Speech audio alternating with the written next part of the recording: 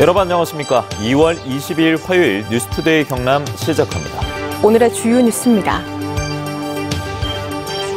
경남에서 코로나19 첫 확진자가 발생한 지 2년이 됐습니다. 이 가운데 전체 확진자의 76%는 최근 한 달 새 발생하고 있습니다.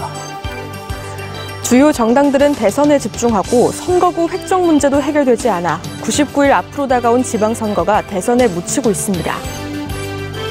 남강댐 방류 피해 배상액이 청구한 금액의 33%에 그치고 주민 절반이 넘게 제외돼 반발이 심합니다. 고용노동부가 에어컨 부품 제조업체 노동자 16명이 급성 중독된 유독성 화학물질의 공급 유통 경로를 밝히기 위해서 압수수색을 진행했습니다. 경남에서 코로나19 첫 확진자가 발생한 지 2년이 지났습니다. 이 가운데 전체 확진자의 76%가 최근 한 달 새 발생했는데요.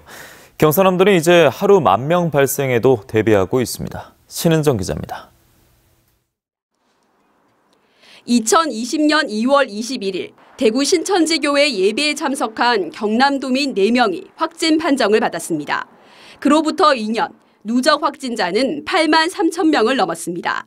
그동안 진주 기도원과 남창원 농협 마트발, 양산 체육시설 집단 감염 등이 있었고 백신 접종이 시작된 뒤엔 일상 회복을 기대하기도 했지만 늘어나는 확진자 탓에 아직도 코로나19와의 전쟁은 계속되고 있습니다. 도민들의 희생과 헌신이 없었다면 지금과 같은 방역 체계를 유지할 수 없었을 것입니다. 이럴수록 사회적 거리두기, 예방접종 등 기본적인 방역 준수가 필요합니다. 특히 오미크론 변이 바이러스는 치료와 방역의 변화까지 이어지며 코로나19 상황에 새로운 변수가 되고 있습니다. 오미크론이 우세종이 된 1월 25일 이후 발생한 확진자는 6만 4천여 명으로 전체 확진자의 76.8%나 됩니다. 최근 한 달간의 확진자가 지난 2년간 확진자를 3배 이상 앞지른 겁니다. 다행히 위중증 환자나 병상 가동률은 안정적인 수준이지만 확진자 중 60대 이상 고령층의 사망이 절대적으로 많아 안심할 수만은 없습니다. 여전히 70대 이상의 고령층에는 위중증률 그리고 치명률이 높은 상황입니다. 60대 이상 고령층에서는 신속하게 예방접종을 받아주시고 경남의 확진자는 5,045명으로 이틀 연속 5,000명대 확진을 이어갔습니다. 지역별론 창원 1,352명, 김해 1,185명으로 두 지역이 1,000명을 넘었고 양산 636명, 진주 567명 등입니다. 재택치료 중인 확진자는 3만 500명으로 크게 늘어난 가운데 경상남도는 확진자 10,000명 발생에 대비해 병상 확보와 의료체계 대응을 준비하고 있습니다. MBC 뉴스 신은정입니다. 6월 1일 제8대 전국 동시지방선거가 100일 안쪽으로 다가왔습니다.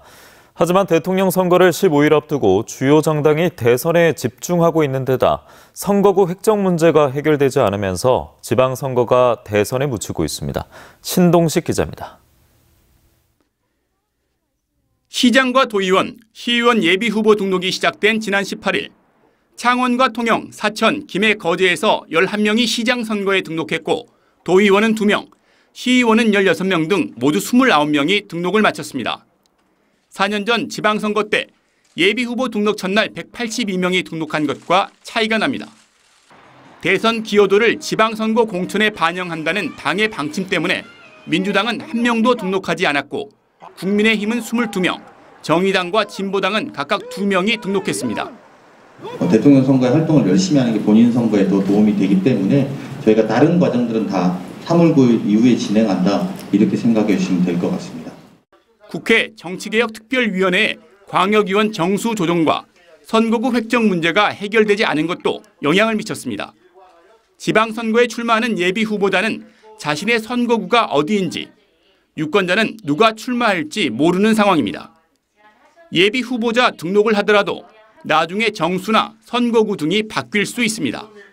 우리 지역에서 누가 어디까지 범위에서 누구를 뽑아야 되고 또 어떤 사람이 나오는 이런 거를 우리 유권자들이 확인을 못하니까 이거는 진짜 심각하게 민주주의 훼손이라고 저는 생각하거든요. 각 정당이 지방자치와 지방분권 강화를 거론하고 있지만 대통령 선거에 관심이 집중되면서 지역 현안을 다루는 지방선거가 뒷전으로 밀리고 있습니다. MBC 뉴스 신동식입니다.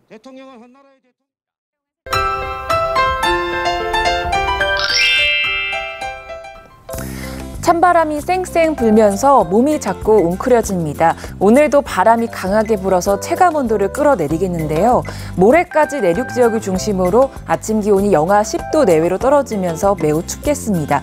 오늘 창원의 아침 기온 영하 4도, 진주 영하 6도 내외를 보이고요. 낮에는 창원, 진주 5도 선에 머물면서 어제보다 조금 낮겠습니다. 대기가 쩍쩍 메마르고 있습니다. 여전히 경남 전 지역에는 건조주의보가 발효 중인데요. 내륙 지역에는 실효 습도가 30 안팎으로 매우 낮은 편입니다. 여기에 바람도 강하게 불어서 불이 나기 쉬운 조건이니까요. 자나깨나 불조심해 주시길 바랍니다. 위성영상 보시면 오늘 맑은 날씨를 보이다가 점차 구름 많아지겠습니다. 오늘 순간 풍속이 시속 55km로 강한 바람이 불겠습니다. 자세한 지역별 날씨입니다. 현재 기온 보시면 함안 영하 7도, 밀양 영하 5도 내외를 보이고요.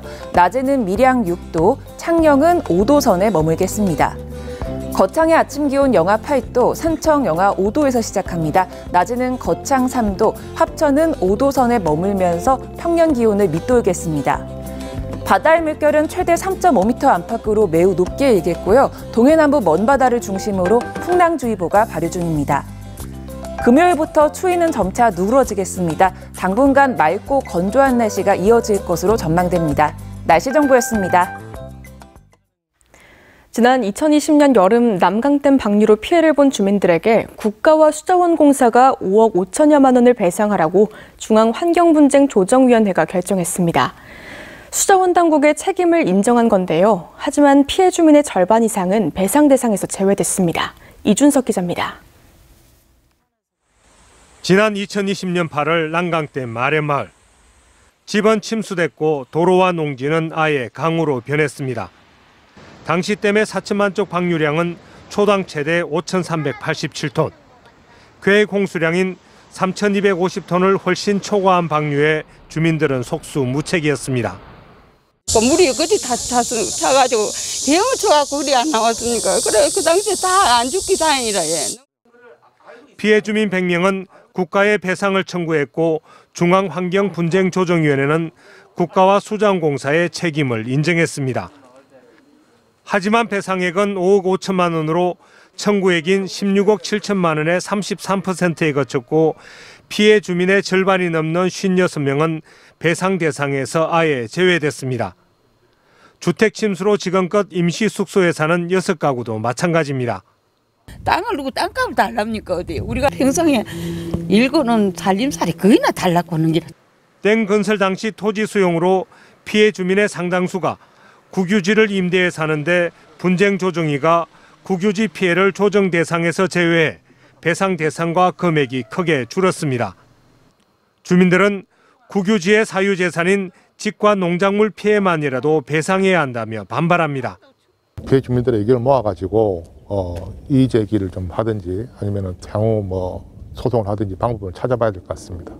이번 결정에 불복하고 국가를 상대로 손해배상 소송을 하기 위한 이의 제기 기간은 다음 달 3일까지입니다. MBC 뉴스 이준석입니다. 창원에 있는 에어컨 부품 제조업체에서 유독성 화학물질에 노출돼 노동자 16명이 급성 중독되는 중대재해가 발생했다는 소식 전해드렸습니다. 고용노동부는 문제가 된 세척제 제조업체와 유통업체도 압수수색에 나서면서 수사를 확대하고 있습니다. 이재경 기자의 보도입니다. 고용노동부 근로감독관이 탄 차량이 김해의 한 세척제 제조업체로 들어갑니다. 창원의 두성산업 소속 노동자 16명이 독성 물질인 트리클로로메탄에 노출돼 급성 중독 판정을 받으면서 문제가 된 세척제를 만든 업체와 유통한 업체를 대상으로 압수수색에 나선 겁니다. 세척제 공급업체가 제공한 자료에는 트리클로로메탄이 없었다는 두성산업 측 주장에 따른 조치입니다. 제조업체 및 유통업체가 세척제를 제조 유통하는 과정에서 유해 물질에 관한 정보를 사용업체에게 적법하게 제공하였는지 여부를 확인할 예정입니다. 이번 압수수색 결과에 따라 동일한 세척액을 사용한 다른 업체로의 수사 확대 여부가 결정될 것으로 확인됐습니다. 노동계는 이번 사고를 계기로 모든 세척액의 제조와 유통, 사용 과정을 면밀히 조사해야 한다고 지적했습니다. 문제가 생기면 그 물질에 대해서 또 경고 발령하고 이런 시스템이에요. 세척액에 대한 전수조사를 통해서라도 어떻게 그 유통되고 있는지, 또 그리고 실질적으로 사용하는 업체는 실제 어떤 형태로 차용하고 있는지에 대해서 조사할 필요성이 있다는 거죠. 앞서 두성산업을 압수수색한 고용노동부는 해당 업체 안전보건관리체계 구축이 미흡했던 것으로 보고 이 업체 대표이사를 중대산업재해처벌법 위반 혐의로 입건했습니다. MBC 뉴스 이재경입니다. 울산 지역의 고등학생들이 졸업을 해도 절반 이상이 타 지역에서 취업을 하고 있습니다. 졸업생들의 전공이나 적성을 살릴 수 있는 일자리가 울산에 충분하지 않아 탈울산을 더욱 부추기고 있습니다. 이용주 기자입니다. 알루미늄 소재 자동차 부품을 생산하는 울주군의 한 제조업체. 이곳에서 일하는 전체 직원 80명 가운데 20명이 고등학교 졸업 후 곧바로 입사한 고졸사원입니다. 고등학교 취업을 준비하는 과정에서 이제 학교 선생님이 추천으로 이제 이 회사를 알게 되었고, 이 회사 이제 주변 환경을 돌아보면서 되게 괜찮을 것 같고 또 집이랑 가까운 점이 이점이라 이렇게 오게 되었습니다. 울산 세관 앞에 위치한 이 세무사무소는 직원 9명 가운데 4명이 고졸사원입니다. 이 중 2명은 일학습 병행제를 통해 울산과학대 세무회계학과를 졸업했고, 나머지 2명은 입학을 준비하고 있습니다. 회사에서 이론을 배울 수는 있지만 거기서 배우는 거랑 학교 가서 배우는 거랑 좀 다를 것 같고, 가서 더 많이 배울 수 있으니까 나중에 도움이 많이 될 것 같아요. 지난해 직업계 고등학교를 졸업한 울산 학생은 2,076명.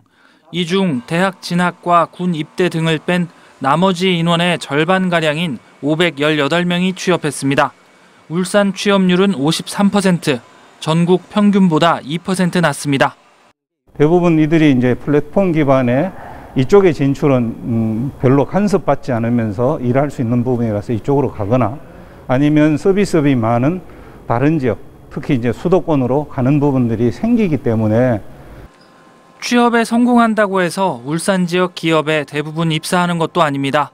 전국적으로 60% 넘는 고졸 취업생이 출신 지역에 남는 데 반해 울산은 절반도 안 되는 44.8%만 남고 나머지는 타 지역에서 일하고 있습니다. 다른 데로 이게 이전하는 회사들이 많고, 울산에 있는 중소기업들은 침체를 겪고 있고, 이런 원인으로 인해 가지고 고등학교 졸업한 사람들이 울산에서 취업하기가 더 어려워지는 게 아닌가 이렇게 생각을 합니다. 지역 경제의 기초 체력인 중소기업과 서비스 직종이 얼어붙으면서 고졸 취업 시장에도 찬바람이 불고 있습니다. MBC 뉴스 이용주입니다. 투데이 경남입니다. 2차 전지 특성화대학원 지원사업 협약식이 오늘 오후 4시 창원시청 접견실에서 열립니다. 하동군 초등학력 인정 문해교육 졸업식이 오늘 오전 10시 하동군청 소회실에서 열립니다. 무학 남해군 방문회해 홍보 공동협력 협약이 오늘 오전 10시 남해군수실에서 진행됩니다. 스마트시티 솔루션 확산사업 준공식이 오늘 오후 5시 진주시청 스마트버스 정류장에서 열립니다. 2022 김해시청 축구단 출정식이 오늘 오후 1시 30분 김해운동장에서 열립니다. 2022년 거제시 영어마을 운영심의위원회가 오늘 오후 2시 거제시청 참여실에서 열립니다. 거제시가 저탄소 녹색 성장과 온실가스 감축을 위해 4월 6일까지 탄소 포인트제 참여 차량 292대를 선착순으로 모집합니다. 탄소 포인트제 가입 운전자는 주행거리 감축 실적에 따라 최소 2만 원에서 최대 10만 원까지 현금으로 지급받게 됩니다. 거창군은 한국전쟁 당시 신원면의 민간인 학살을 다룬 영화 청야가 국가기록원 영상기록물로 영구 보존된다고 밝혔습니다. 2013년 12월 개봉한 청야는 1951년 2월 9일부터 사흘 동안 국군이 민간인 719명을 학살한 사건을 다룬 영화며 거창군이 1억 2,500만 원의 제작비를 지원했습니다. 사천시가 전기차와 수소차 보급을 확대합니다. 시는 올 상반기에 15억 원의 사업비로 전기차 76대와 수소차 10대를 우선 보급하고 추경 예산을 확보하면 물량을 추가 확대할 계획입니다. 한편 전기 승용차는 최대 1,300만 원까지, 수소차는 3,310만 원을 지원한다고 밝혔습니다.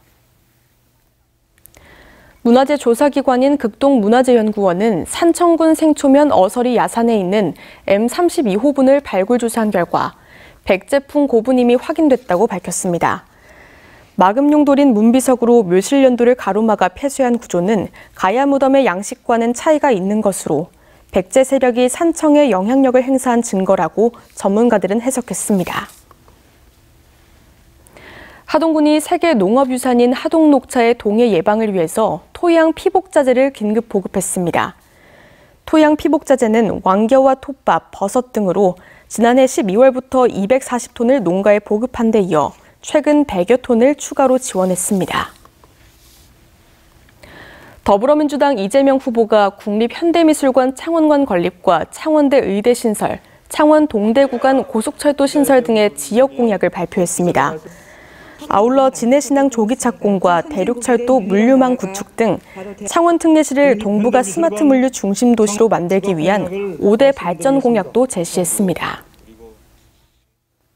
3.15 기념사업회 제17대 주임환 회장이 어제 제29회 정기총회에서 취임식을 갖고 본격 활동에 들어갔습니다.